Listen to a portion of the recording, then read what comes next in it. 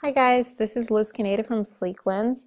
Today I'm going to be working with the Grayscale Essentials Workflow, and I'm going to show you how you can use the matte, sepia, and film grain presets that come with this workflow to kind of give your photographs a vintage or old-fashioned feel. So I'm going to start with this photograph right here, and I'm actually not going to convert it to black and white, but the first thing I'm going to do is apply a sepia tone tint preset to it. So I'm going to scroll up to my tone and tint presets, and for this one I'm choosing just sepia. So the next thing I'm going to do is go over to my basics tab here, and I'm just going to mess around with the preset a little bit. So I'm going to turn the contrast up and the exposure just up a little bit. The next thing I'm going to do to kind of give this a more vintage feel is I'm going to add a grain or a film grain to it. So for this one I'm going to be using film grain number 3. So if you can't see that from far away, I can zoom in. What happens is you hit the film grain number 3, it gives this kind of grainy texture to the photograph. So the last thing I'm going to do to this photograph is I'm going to use a vignette, and for this one I'm going to use the film grain vignette number 5.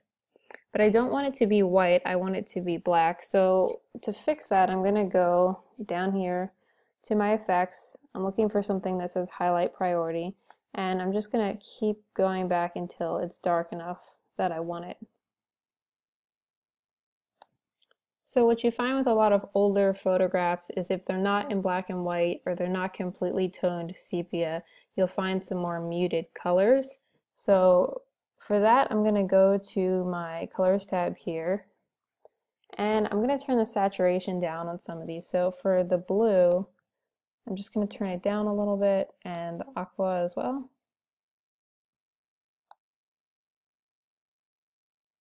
And then we're going to turn the red down a little bit. So we're just kind of getting these really muted colors. Then I'm going to go to luminance, and I'm going to take the yellow up a little bit,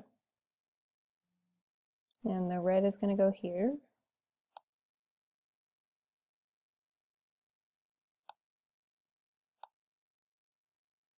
And I'm turning the aqua up a little bit as well. So that's what I'm going to do for this photograph. So here's the before and the after, and we can see them.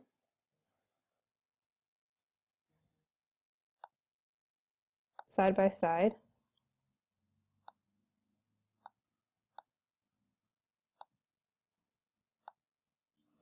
Alright, so as you can see before we took this picture, and we've just kind of given it a vintage feel. It's got an old photograph used feel to it. Alright, so I'm going to move on to another photograph now. So the first thing I'm going to do to this photograph is I'm going to go, and I am going to convert it to black and white.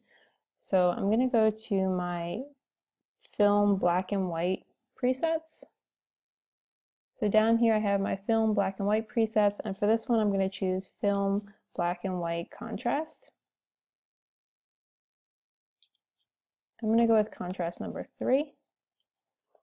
The next thing I'm going to do is sometimes adding a matte effect to your photograph will also give it that kind of vintage old look feel. So I'm going to go up to my exposure and click matte finish. And then I'm going to go ahead and tone it with a sepia, and I'm using sepia number 3. And I want to go ahead and use a vignette again. But instead of using the vignette effects that come with it, I'm actually just going to go into my effects and make my own vignette. And I'm just going to kind of lighten it a little bit. And then I'm going to go back to my presets, and right now I'm using a base preset. And I'm going to use the base classic just to add a little bit of a darker tone to it. I'm going to open up my basics tab, and what I want to do is play with the contrast a little bit. I'm going to bring it down a little bit, bring my highlights down,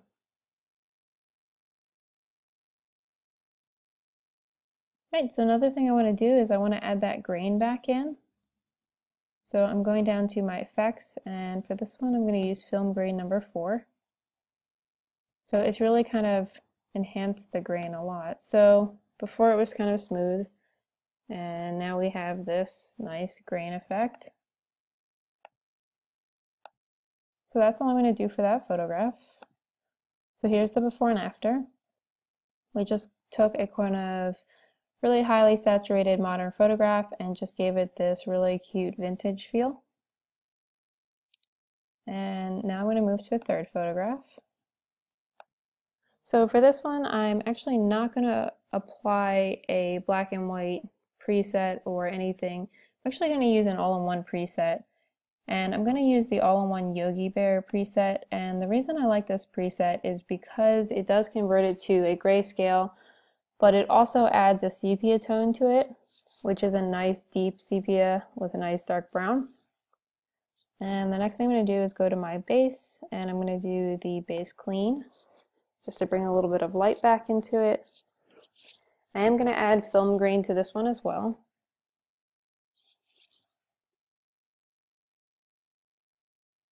So for this one I'm using film grain number 3. And I'm actually going to apply a vignette as well. So I'm going to use the film grain vignette number 3. But I don't like the white, so as I mentioned before, there's a way to fix that. We're going to go into our effects, our highlight priority, and I'm going to actually scroll down and make the vignette kind of a darker vignette around the sides. Next thing I'm going to do is I'm going to use my Grayscale Essentials brushes. And for this I'm going to be using the Light Brighten. And I'm just going to kind of use that all on the subjects here, just so they stand out a little bit.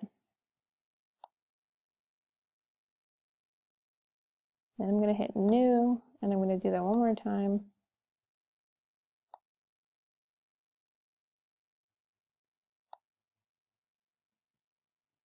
Just increasing it a little bit.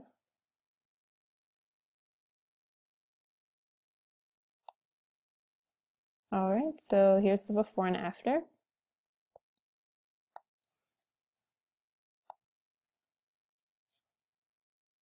So as you can see, we added the grain, the matte effect, the sepia, and it's all just comes together nicely to make this kind of vintage, old-fashioned feel.